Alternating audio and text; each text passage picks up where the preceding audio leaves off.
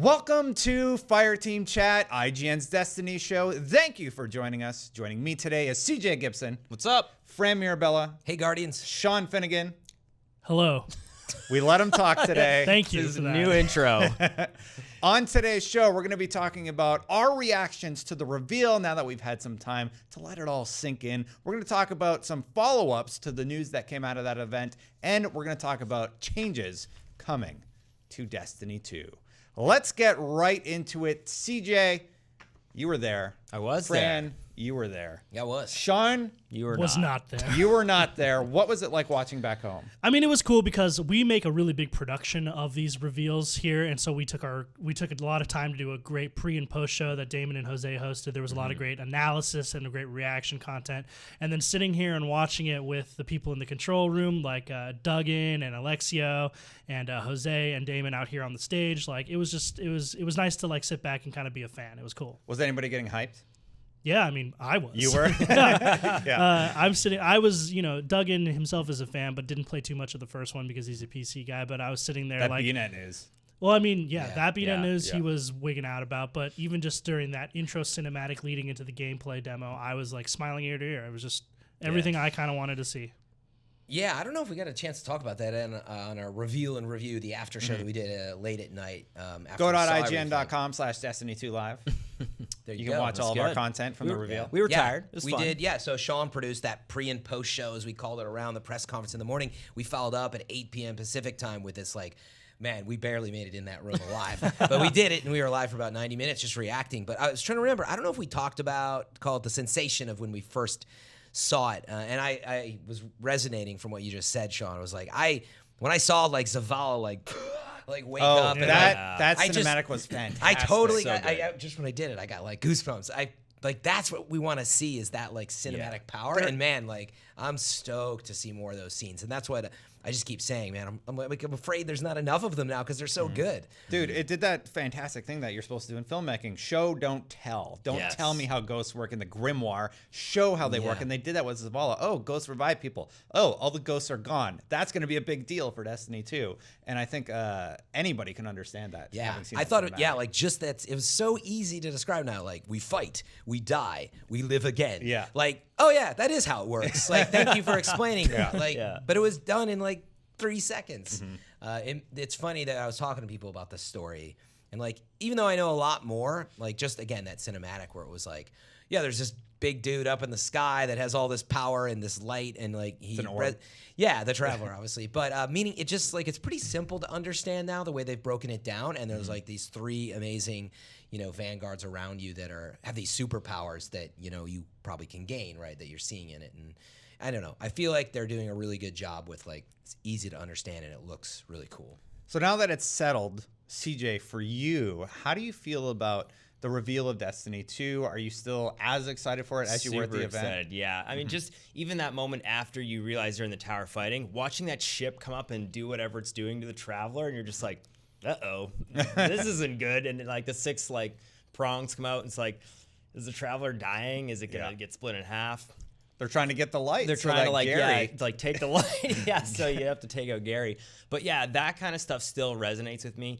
I do get emotional thinking about it. I don't know. It happens to me every time. They're supers, watching them activate themselves for the first time, seeing Cade as the golden gun and Zavala with the orb there, holding people back. I thought they did a really good job at emotionally connecting with people. When you've heard just about stories the whole time, you haven't seen it. It's still, thinking about it was awesome. Yeah, I really liked it. Definitely. The gameplay is great. I did talk about my concern with bringing in new players that Bungie might face. I talked about that on Unlocked. You can check that out, youtube.com/IGN Unlocked. For us, we're stoked. We're in. Yeah. We played it. For people who aren't as familiar, I haven't played it. Yeah, you saw it though. But yeah, Duggan, that's what I was wondering. Practically. So you were with Duggan now. He's obviously wanting to get into it. What was his reaction like? Because I was wondering if he felt a connection with it. Yeah, I mean, he enjoyed it. He thinks it looks really cool. But truth be told, like he's always thought that. It's just that he really, really wants to play on PC because why wouldn't you want to play on PC? The platform being what it is, right? Yeah. Yeah, I think he's exactly the people that we were talking about before the reveal of like there's all these people that would have played on if, PC. if they just did this and it looks amazing, and then hey, as it turns out, it runs really awesome and it looks great. So yeah, I know that he's excited to get in there. Yeah, I mean, he's super stoked to get on the game, and that, again, the Blizzard news, like when they cut to a package, like we have a very special guest. Like we were all initially, he goes, Gaben. I was like, wait, is it gonna be Gaben? And then That's he was what I like, thought too. and then they cut to the package, and he goes, wait, Mike Morheim. Wait, oh my god! And then like that was his reaction. Like, and I don't know if people who aren't PC people understand kind of the gravity of that announcement. It's the first non-Blizzard game to be on BattleNet. It's a big deal. And not only that is big news in and of itself, but just look at who you're talking about, right? Like Blizzard is a top tier PC developer with a legacy of multiplayer games and strong multiplayer focused communities that goes way back into the early 90s when BattleNet was invented. So like for a company like that to come in and be like, we believe in Destiny, and not just saying that, but to show it by putting this game on their platform, it's a big show of like, we believe in it in a really great way. And that's really exciting for PC people. That or they get a really big rev share paycheck cut. Well, no, that but I too. do. But you don't put that in the promo material. Obviously. Meaning, I think they'll obviously share in some of the success, but I could. It seems like a very good match for the also, Overwatch community, right? Like the business, like that. It's already weird because you say like they might be sharing, right? But they're already kind of doing that since Activision Blizzard is the parent company of both Activision and Blizzard, so they're already in a way kind of sharing these things. But like any business runs, it actually you do look at how is Blizzard running, how is Activision top level, et cetera. You look at each individual part of the business, and all that rolls up. Anyway, I don't mean that as a mean comment or anything, but like that's part of it. I think Blizzard now gets to share the success, but the silver lining is they should be very motivated to share their ideas to make sure it works, and like that's obviously why it's a good thing in the end. But yeah, just thinking about that, what clicked with me immediately was like, I think they're gonna have like special promotions to get Overwatch players to come over. They're gonna have special events, and like I think that's where it's gonna be really interesting. Oh my god! What if there's a Guardian in Overwatch? Oh yeah, a little cross. Like I was that thinking the would be opposite cool. of like. new character, You can play Cade as 6. the Traveler. Yeah. I actually think they're gonna have You know, like the Overwatch. Or no, like who's Promotional. the big orb. who's the gunslinger character in Overwatch? What's his name? McCree. McCree. Oh yeah, McCree. What if there's like a Cade 6 skin for him? Reaper? That'd be really cool. crossover. Could be. Story wise, yeah, The I Reaper, mean, that won't happen. The Reaper could have a speaker. it will be. Yeah. It would be interesting to Rabbit see hole. if you think they would have fun with that in the Destiny universe. So when you look at the story, and there's a jack-o'-lantern and an Oryx, paper mask, and like if they suddenly have a McCree mask, like do you think they'd be willing to do that, or they'd be like, I'll bet you let's that stay in the world? it's more likely that Destiny does that as opposed to Overwatch. Like I don't see there ever being like a Guardian skin in Overwatch because the Zavala Overwatch skin. Yeah, because just the way that Blizzard has built the Overwatch universe out, like from the characters outwards, it doesn't like that would feel very unintuitive for that universe. See, I think the same thing about Destiny too. Like when it's the big Halloween event or whatever, if they do those in Destiny 2, I still feel like it'd be weird to like have like a pharaoh, mask or whatever. It just would be weird in the world. We'll see. This is fun. We're supposed to be reacting to the event, though. Sorry. That's all really, really BattleNet. exciting stuff. I think for me, obviously, the best part of the event is that campaign. The campaign looks absolutely fantastic. Seeing the tower being attacked. Yeah. Zavala being there and you being able to interact and be in a battle with him helping you. 100%. It's just like, man, that's what we wanted. That And we're was getting super cool. it. Yeah. Can we talk about how that works for a second in the gameplay? Yeah, go ahead. So, when you watch any gameplay demo, it's always interesting because they go in. I actually don't like the way there's a traditional way they do it. They like go in and there's a pan. Yeah, they And then, right, let then the a big audience event. see. And then Yeah. it's like, like it's a Why camera. do you hate that? So here's what I don't like. just not how you play a Now where I'm game. going into it. Fran Meaning- would rather teabag No, on the Cabal. you were supposed and then no. look at the ground and Exactly. shoot No, it no. a few times. You are the Guardian. Yeah. And your reaction to seeing that would not be.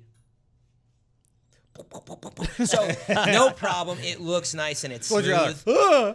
Yeah, but meaning you can't have like camera effects that you're using your first person thing for. But meaning it would like a little more like call it misdirection. And putting that aside though, what I was gonna say is it looks real smooth, right? And they get in that Fran's bubble. cam. He falls back. He hides behind a pillar. He crouches. No- He heals up, reloads, changes his outfit. Runs away. Yeah, totally. My hands are over my face. Yeah.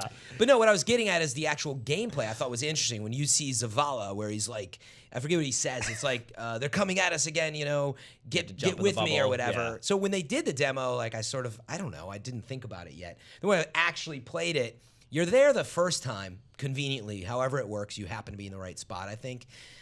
But you might not be. And what happened, he pulls that bubble open another time or two during that encounter that we saw. But like, I wasn't in it for one of them. I didn't realize what was going on. Obviously, I was processing so Really? much at I'm once. surprised. But he does, Do you really He die if you does- don't get in the Yes. bubble? Yeah, Oh, that's yeah. cool. So you die if you don't get in the bubble. But he does clearly. He's like, he yells at you. He's like, get back in here, sort of. So not you only gotta does pay he attention to communicate the that game, you're but- supposed to be Shut there. up. You know what I'm saying. He communicates you're supposed to be there multiple times. Fran, you're gonna die if you don't do this. There's Ah. a large glowing orb that seems to be Not if it's protecting behind us your instead of back. people. I wish you could But have no, saved but- that gameplay. But the gameplay demo was awesome. I was just like, it's funny how some of those highly scripted moments, the point I'm trying to make is you really got to know where they're at and pay attention and follow the cues, or you miss that sometimes. It's Meaning when good- stuff lands and crashes, like I almost missed I think it was the Nova bomb that Ikora threw down. And like, you At know, the ship? That's so cool. yeah, it's Yeah. the best part. you got to follow the action as the player. Yeah, the speakers are either dead or kidnapped. We don't really know what happened there, and that's really, really intriguing to me to see what they're gonna do. The Cryptarch, where's the Cryptarch? He's Out there also somewhere. Some MIA. people thought they saw him in the village where you're gonna saw go, where that. Hawthorne is. Yeah, in the back. It's getting ramen. I mean, farm. Just hanging overall, out. I think that what surprised me the most was that the cinematic feel of the cinematics led into the gameplay in a really organic way. Yes. Like Destiny's cinematics have always been really cool and really cinematic, and they tell this great story and have awesome action, but that never really translated to what you're doing in the game. But it seems like it does in that first mission. Oh, Like yeah. from the moment you land there, stuff's hitting the fan. You're looking around. There's a lot of stuff Good to like, save. a lot of information that you're, a lot of stimulation information coming from everywhere that you kind of have to process, and it gives it a very frenetic feel. And then around every corner, Frantic. there's something happening that is really interesting. So like you go from one Vanguard to a Core Ray, like Yeah. taking out that ship, and then you see Kate. Oh, it's just so cool, man. Yeah, and it's a good reminder for everyone. The Homecoming was not the first mission. It's somewhere into the game. Oh, wow. And secondarily, that was in our very long interview. But secondarily, YouTube.com/Fireteam Chat. that's also like you see these vertical slices, as they call them. It's not exactly how it plays out. So where certain things happen, there may be things in between. Yeah, like guess what? You probably don't start with your new supers. Yeah. Yeah, you don't. Well, I mean, I'm pretty confident. Well, You're not sure because Yeah, they we could don't get know. taken away after that point. Well, it's Yeah. But I know what you're talking about. The moment, like, because when I played it, I definitely didn't play it the same way they played it to show it to us. And again, when they're doing that, I broke my demo. I always break demos. yeah. But that's good though. It's Yeah. like, but you needed to see in the context, like seeing the Arc Strider and seeing the Sentinel Titan.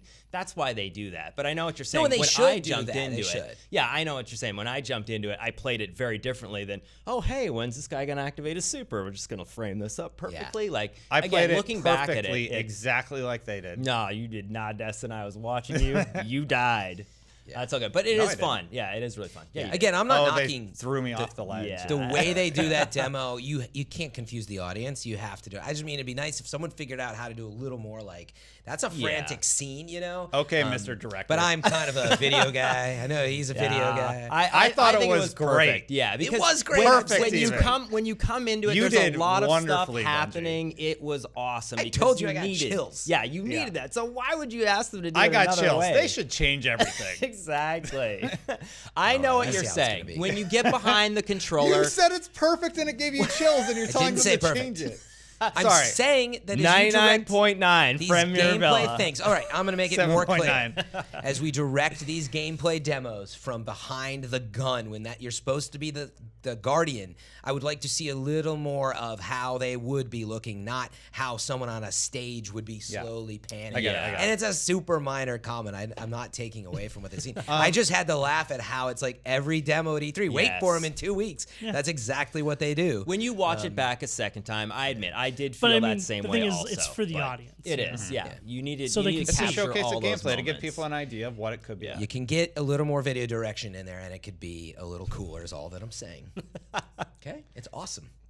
Let's talk about some of There the you go, other events. Bungie. So what got me the most excited was definitely Steve Cotton. He comes up on stage. He's talking about the exploration of each world. The map looks huge. Yeah. There's ton to see, ton to go and find, and that's really exciting to me. Like the new dungeons that you can find and get Lost sectors. Lost Yeah, sectors. lost sectors.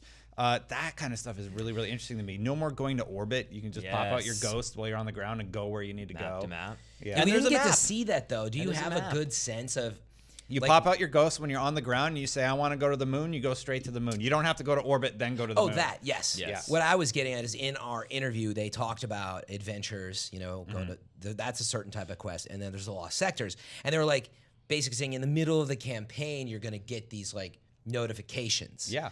But they described it as Hawthorne needs your help. Go get her 14 chickens. yeah. But what I thought was interesting is Zelda. Please don't be missions like that. Yeah. because we haven't seen the game outside of the tower in gameplay yet. Yeah. So they described it as like, and I'm thinking back to like Mars, they were like, oh, and you'll like get this notification, and maybe if I go over there, over that hill, that's not verbatim, but it was something like that. And I'm like, wait, are they saying it might be more like that? Where I'm like, on the campaign, but like, could I veer off to some things? That's do I what have to- I was wondering, what I yeah. think yeah. it's going to be. Or do I need to like load out of that into the next thing? But that's No, really you don't- interesting. You wouldn't load out. You It shouldn't it have happens to. in the world. You're going to be exploring the world, and there's going to be tons of options for stuff to do. They showed it on the map. They're like, things will pop up. Public events have cooldown timers. Yeah, now. Yeah. but you get my point about how directed the campaign is. Like, look at the tower. Yeah. Meaning, when you think about like going, it's very linear. Yeah. So I'm trying to imagine how they keep that level up. But yeah, I think they'll put you in the hallways and in certain things. You can pop out into the world. Well, the mode he was talking about was not during the campaign. It was during the exploration. Right. Like right now, if we were in the Cosmodrome and something was happening, it would No, direct us to it. this was a response to, I said, how long will the campaign missions be? Yeah. The story. And they said, well, you're going to get these notifications and you're going to be able to like go over here and be distracted. We don't think people are just going to do all the story and cutscenes at once. Right. And that's what I was trying to So the imagine. question you're saying is, do you need to Yeah, how- potentially do some strike things in order to advance further in the No, campaign? no, no. Maybe. Or you had to in D1. Yeah, exactly. In other words, what I heard was you can just power through everything if you want as the story. This. There's going to be like a main, probably, right? The starred missions are the Yeah. main ones. Yeah.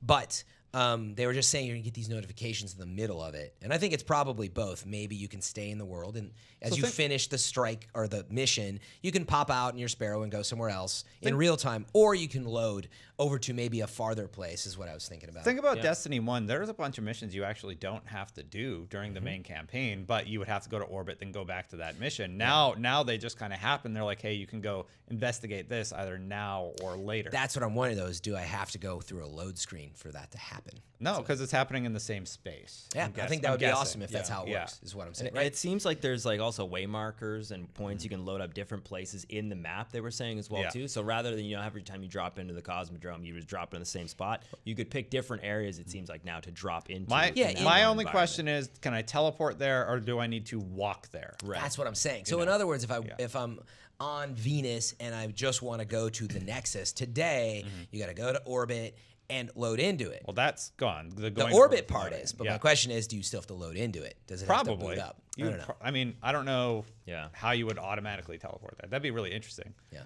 Yeah. We can actually talk about an update from Bungie about some of their infrastructure. So Bungie wrote on their blog this week that they had some details about dedicated servers. So here's what Matt, I'm calling him, I don't know how to say his last name. Where was it? Just use the first Sugar? Sugar. I'm calling him Matt Sugar. Sounds like a nice guy. So he's the engineering lead on Destiny 2, and he talked a little bit about dedicated servers. So here's what Matt from Bungie had to say. We've seen a lot of people asking about how the networking model works for Destiny 2. Many are concerned by our announcement last week that Destiny 2 doesn't have dedicated servers. While that's useful shorthand, the full answer is more complex because Destiny has a unique networking model. Rest assured that we're doing a lot of testing right now with players all around the world and working hard to make sure that your experience is going smooth on launch day. So why no dedicated servers? He elaborates. Every activity in Destiny 2 is hosted by one of our servers. That means you will never again suffer a host migration during your raid attempt or trials match. This differs from Destiny 1, where these hosting duties were performed by player consoles and only script and mission logic ran in the data center. To understand the foundation on which we're building, check out a Destiny 1 presentation from GDC. Using the terms from this talk, in Destiny 2, both the mission host and physics host will run in our data centers. So that's some really, really interesting stuff. In response to probably an interview by a couple guys on stage. Yeah. Yeah, who asked that yeah. question, I guess. Yeah, Epic exactly. subtweet. I don't think we're the only ones that asked that. I just No. think we happened to Everybody be was the asking ones about that dedicated got servers. the answer. It was a huge Yeah. community ask. Yeah. Yeah. So, yeah. So, yeah, now I think everyone's thinking the same thing like they said in their wait, it is a dedicated server because it's their server. Well, dedicated servers, as he says, refer to pure client-server networking models. Destiny 2 uses a hybrid of client-server and peer-to-peer technology, just like Destiny 1. The server is authoritative over how the game progresses, and each player is authoritative over their own movement and abilities. This allows us to give players the feeling of immediacy in all their moving and shooting, no matter where they live and no matter where they choose to and who they choose to play with. And yes, so I think we're just gonna have to play it and hear more about it to know really, how does it work? Does it work? I don't know if at E3 we would be able to experience that yet. But what I did hear from that, I think the key is the physics host. So that's where you get a lot of like, I punched this dude, Shot behind walls. I shot this thing, and like they're synced over on like we're here in San Francisco and you're out in New York, and the pings are different. Yeah. And like that's happening in a different way for different people. And so it sounds to me like they're trying to sync more of that up in the physics host part of it. That's what I'm hearing. So maybe it will reduce some of those issues. Yeah, and Sean and I, we were talking about tick rate and all that stuff, and just from doing some research. What's tick rate? So tick rate is essentially how many times a screen like refreshes packets almost per minute or whatever, or per second. It's basically how fast your client is interfacing with the server. Right. Okay. And there's a lot of other ones like Overwatch and Halo. I think they're mostly at 60, and then you're saying even Sean like the PC higher end ones. So like in Counter-Strike, regular competitive 5v5 matchmaking is 64 tick rate, and everyone says that's not enough. Yeah. Like everyone wants 128 because what will happen is you'll fire, and in Counter-Strike it's really important because the difference between landing 2 shots and 3 shots is a kill or surviving. Yeah. So if you have 1 shot that doesn't register, and it's because it's a tick rate related thing, when you landed it, it gets really, really frustrating. And I don't know how you found this out, but supposedly Destiny 1's tick rate is 10. Some people are saying between 10 and 15, so that's the reason you're trading a lot, or you're behind a wall because it's updating like once every 3 milliseconds. What's your source for that? There's 2 or 3 people on Reddit, and I can't remember. There was confirmed by a few places where they were comparing all kinds of tick rates, because even Overwatch is basically like hey, it used to be this and now it's 60, and they that's been the main reason why people love but the it's gameplay basically of like, PvP. have you ever died and then that you were behind a wall, and then your orb on your screen is even behind that wall? I get sniped all the time. That's 'cause after I've taken cover behind a wall, like I'm still alive and then I'm dead. Yeah, And because I understand that's that because your client's actions aren't refreshing with the server fast enough in order to show that information is accurate for the other player. So on that player's screen, you didn't make it behind the wall. Yeah. But that's because the tick rate isn't high enough for both of those players' clients where and the server. information's Yeah. going back Interesting. and forth. Yeah, and it's want really high- weird you because want a high tick rate. Halo 5. I mean, they've done a really good job with Halo. It's the reason why people like playing Halo 5 with its accuracy online, right? Like Yeah. it's because it's dedicated servers as well, right? Yeah. And that's really important. Again, for multiplayer specifically. And that's why it's different with Destiny. Like, aside from some lag issues and some like lag switching errors and stuff, I've never really had too But they much of an banned issue those with guys. it in Destiny. But I can totally understand how if Destiny plans to have a very multiplayer focused approach in Destiny 2, that some of these things would need to be addressed. That's a good point. That's actually a really good segue into CJ's topic. Fran wanted to say something go. first, Let him go. though. I feel like we're still not addressing the answer, which is we're not investing in dedicated servers, though. But so I just want to They're at least react investigating to a that new for a second. technology. I would have loved to have dedicated no, but servers. specifically the We're word not investing getting it. was the buzzword. Yeah, we were that was the discussing earlier, wrong right? word. Yeah.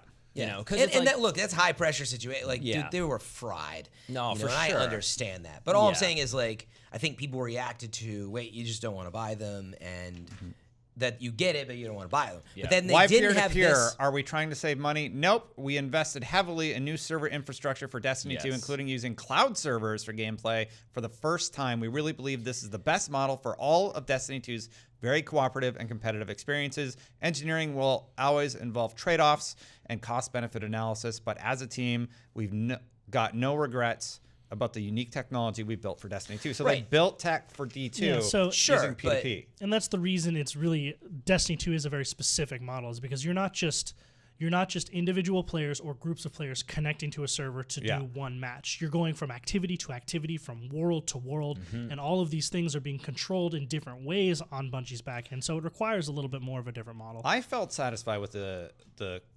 explanation that was given in the Bungie Weekly Yeah. update. How do you guys feel? Like yes, That's of what I wanted to course, address. Of Like, course, we would all love dedicated servers, but thinking about the technical challenge that they have, I'm like, you know what? I think I can like lay off a little bit on this one.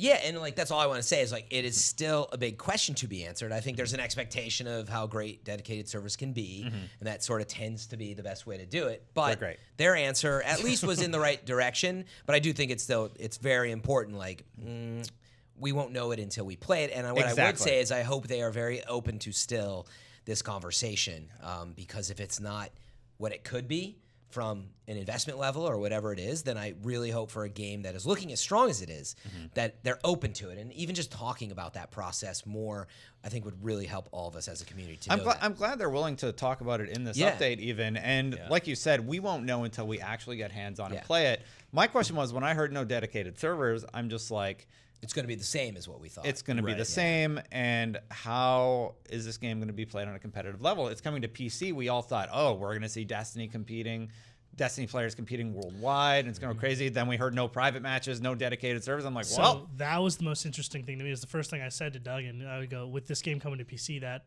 immediately means dedicated servers, right? And he goes, yep, basically. And then when I saw that was not confirmed, I immediately slagged Doug, and he turned around and he goes, what? Yeah. Like, because that was kind of a it's a so surprise. don't knock it till you try it. I agree, by the way. And it was great that Mark and Luke were there to talk with us about those things. I think, that the investment word was just the wrong word. Like if he had worded it and said, well, we've actually invested in a different type of infrastructure based on what Destiny is, because it's not just PvP. There's like PvE, there's a bunch of AI, there's a bunch of new things that could be happening in the game that we don't know about yet. And it's not potentially maybe as easy as everybody thinks, like from just the PvP. It's not easy, I don't think. I haven't tried Well, no, I know, but that's what I mean. Think it's very but easy. everybody comparing them to games are mostly games that are, structured differently. Structured differently, right? Where it's like you have like a campaign, you have like this open shared world, you have like PvP. So one thing we do know is are some of the changes coming to PvP? And CJ, you've actually collected a bunch of notes, so that would be a good time to bring it up. Seeing It's a we're great nearing the end of the segue show. now. let's chat about it. PvP. So some sweeping. That's all we have time changes. for. Just kidding. All right. Okay. Thanks, guys. No, some of the biggest changes, obviously, and I'll just go over the big group, and then we can each talk about them. A 4v4 across all game modes. Yeah. That was a everybody's huge like, surprise. "Where's Rumble?" It makes even no sense. trials. Probably. Yep. No, they confirmed that. They did. confirmed trials. So now this basic question is there potentially going to be more games down the line? So right now at launch, that's what they're confirming. So obviously it seems odd that there'd be no bigger teams than 4. There'd be no individual Rumble matches. There's going to be no potential 6 V6 classic control, right? So so what do you feel about that? Good or bad? Well, they did actually mention this alongside the networking comment, remember? So I don't know if that was like a focus, but they talked about having fewer players out there would help the networking. Yeah. So that could be one reason why they're just trying to keep it totally consistent. Yeah. But in general, like I think that's great. Like I love trials. And so I think that competitiveness that you're not always getting shot in the back of the head by somebody like who knows where, like reducing the amount of players sounds great to me. And they've increased the time to kill. I don't know if that's on your list, but I think well, what I've played seems great so far, but it was the countdown mode. So we'll see how it translates. The one mode we played, Countdown, was pretty fun. I'm sad to hear that all modes are 4v4. Yeah. I don't want to play Control 4v4. I Really? like the way it was. It was I don't 8v8, love right? sixes. 6v6. Yeah. Sixes. I was about to I don't- say, in some modes, I think 6v6 works better. Like, I can't really imagine Rift being good 4v4 or Control Well, being... let's just... Yeah. Because you need... Some people because really like let's that. say if Control stays... If Control stays the way it is in terms of size and speed, you kind of need 2 players to defend a push against each site.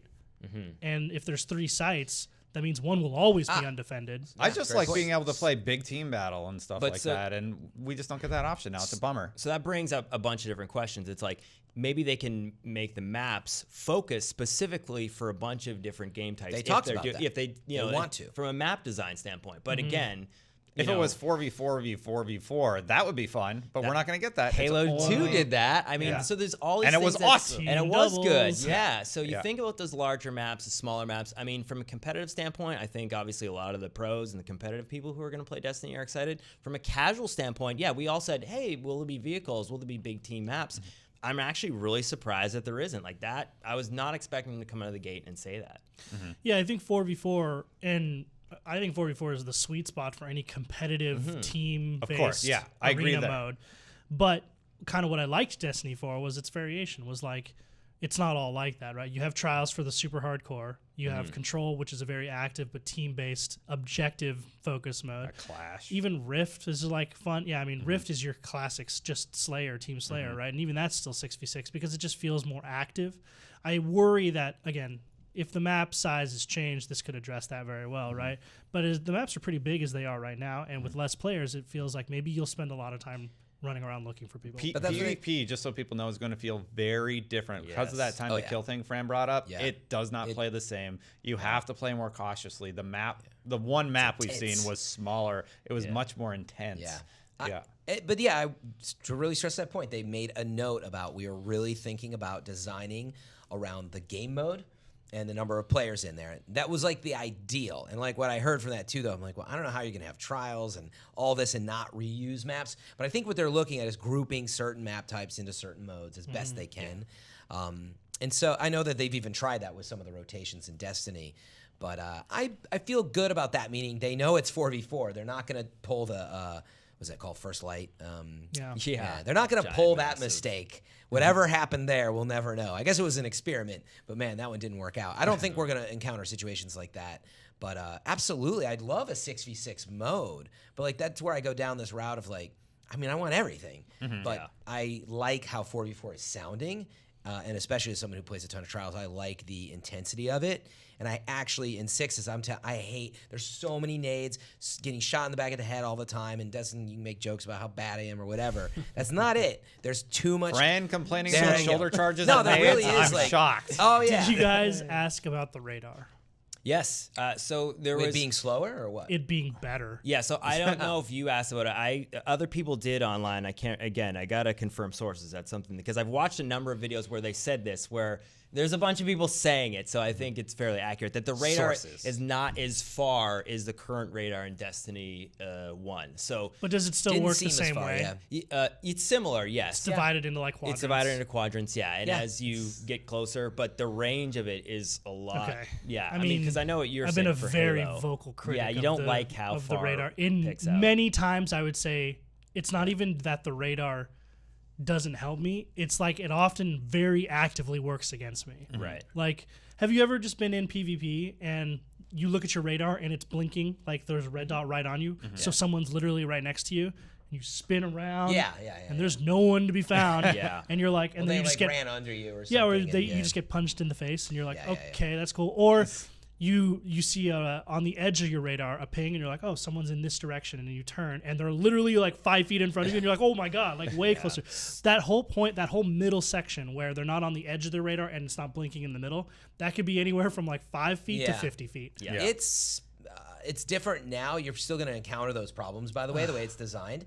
But I think Just do the Halo radar. But I think it's a lot about the total distance. Yeah, you're not picking up like where people are in vast distances. I didn't feel that. It's good. Yeah. I didn't really notice it till you said it. Actually, And talking to a couple pros, they would still like to see where it's like if you're potentially walking or anything like that, you're not on the radar. Yeah, if you which is how it is in Halo. sprint or jump, Then you light up. then you should light up. So I mean, who knows? And it's obviously not final. Yeah, like everything in, we're talking about. just is- again in Halo, if you're not moving or if you're crouch walking, Yeah. or even just walking very slowly, you're not on the radar. But as soon as you run, jump, dive, or shoot, you're on the radar. what about teabagging? Does that show up? probably. Give us a rapid fire. Lightning What else you bolt. want to hit on, CJ? Yeah, last couple major ones. This one affects PvP as well as obviously the rest of the game is the gun system. So you pretty much have two primary weapons now, and you have a heavy, which, you know, having that translate over to And heavy sniper, rocket launcher, fusion rifles. yes, Fusion's count as power heavy weapons. too. fusions Yes. and heavy, yeah, power weapons they're calling them now. The odd thing is, and again, we saw some footage, or we got a chance to play, and I saw footage back where I don't know how many times I picked up a green box and thought it was sniper ammo, and I was like, and I'm still empty in my clip, and everybody's like, That- who's this dude playing? This guy sucks, and I'm like, I thought I picked up a That's sniper. hard to like train your It's brain really again. That weird. You got to get a purple to use your sniper. And Change you the gotta color, also, Spongy. Yeah. I can't tell you how many times I just like quickly double tapped or tapped to get to the sniper or whatever. I'm like, oh, I gotta hold it now. Like Yep. it's Just really put on colorblind mode, and all the colors a lot will be of different. retraining. yeah, Sean does it. Oh my god. So that's going to change. They said even elemental damage like it. now. Yeah, it's good overall. I think, yeah, when you have a super, like supers in general are mostly roaming supers now. So now Fist of Havoc is Fists of Havoc. Yeah. You can, you know, you can't panic slam and Yeah. miss miss anymore on the first one. You can slam and then run around and slam again. Really? Yeah. Yeah. Well, there's a bunch of You like, can set your major striker changes. Titan so that he has shoulder charge with slam. Yeah. And Like you have the a shoulder charge third that ability. the hammer Titan has right now. Yeah. Yeah, there's a bunch of It was Oh. so fun Yeah. to play with That that sounds build. cool. Yeah, Yeah, it's so really I'm like, cool. slam, Yeah. you know. But how you play the game and when you now pick up power weapons, if you actually watch the kill notification, area on the left where it says you've killed so-and-so, when you pick up a power weapon, I'm saying that because it's not heavy anymore. It's broadcasted. It's broadcasted there. Yeah. So it says video Oh, wow. guy I like that picked a lot. up rocket launcher at area this. And it Oh, actually wow. It tells tells you people? where So you're you like, picked "Come it at. get some." Yeah, what weapon you had, if you had a sniper fusion. So there's a lot more information that you have to process how to be tactical in the game. So that's really good. Anything else you want to hit on? Last biggest thing is obviously, the abilities. Having a hunter and having shade step, like I think I actually forgot it a few God. times. Like Having golden gun. Sorry, yes, as that ability. The other thing that's odd that I kind of don't really like is that at least for the hunter, Warlocks and Titan have Titans have the barrier, Warlocks have the regen pool, which is really neat. Yep. Which is The awesome. hunter just kind of has like shade step in and it reloads my weapon. That doesn't help my Well, teammates. that's one subclass. We Right. were only able to try Wait, one subclass What's the across Titan's the ability? board. I didn't. On the arc, it's the shield that comes up, the big shield wall. More or Oh, less. Yeah, right, you go right. pop, and it's like this white shield Yeah. that Yeah, But protects that you. benefits like everybody. As a hunter, it's like, oh, I'm getting shot. Whoosh, shade step. Oh, that didn't affect you. Didn't affect you, and now I'm Again, dead. that's only Yeah, one but you- subclass ability It that we've is. seen. But it Yes. allows you to get farther out there and lead the pack, right? Potentially. Or Yes. sneak around, which is kind of like a hunter thing. Yeah. He's just saying he hopes there's Yeah. a group beneficial agree. ability on one of the Other subclasses. subclasses, I think Yes. you probably would see I that, hope right? there's a selfish jerk subclass option for the Titan and Warlock so that I can be a selfish jerk. More so than there already is. Yeah. Smash, Yeah. knee, everything. Yeah. The But yeah, no, Titan's I mean, pretty it's going to OP. be really interesting having those, like regenning or increasing attack power, like the Warlock can do both of those. And just like having it is a little more Overwatchy in that aspect where it's not a ton of those powers, but it's just enough to kind of mix it up where it's like, come around me and get some defense before you head out.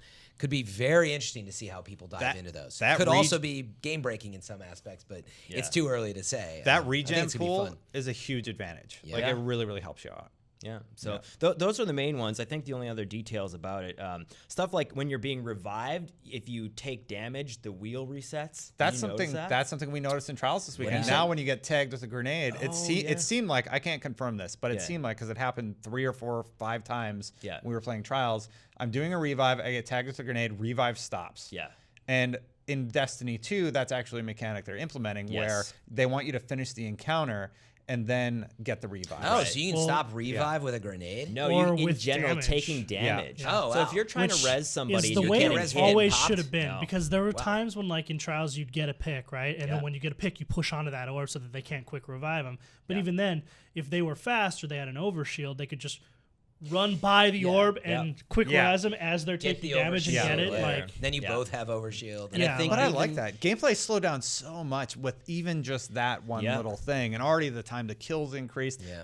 Multiplayer is you need to play careful and you need to very be tactical. mindful about your tactics. Yeah, 100%. That was the biggest one. The only other one, same thing, is heavy or power. When Yeah. you pick it up, I think it's the same thing. The wheel resets if you're taking damage. So they're trying to make sure that every time you are in an area where you're picking up a power weapon or a teammate, and revive token, at least in this countdown mode, you cannot unlimitedly revive everybody. So you can revive somebody once. If you die, you lose the token. So it's one of those things they're very much encouraging you to die less, and potentially how you use that token. Say if your best player on your team is dead, and there's a noob on your team, who are you reviving? Yeah. You're gonna make sure Yeah. to play a little bit more strategically. Last big one is the fact that do we know if the power weapons when you kill somebody drops? That was a good question. And I don't know. You know how What was when you the have question? you know The how when ammo. you have the ammo, like the sword guy, if you kill a sword guy, like he usually drops a little brick, right? Like on his person. I hope that happens. Because in Halo 2, the biggest issue was when you saw somebody pick up a sniper weapon, you're like, oh, I'm going to kill them. That weapon's going to drop.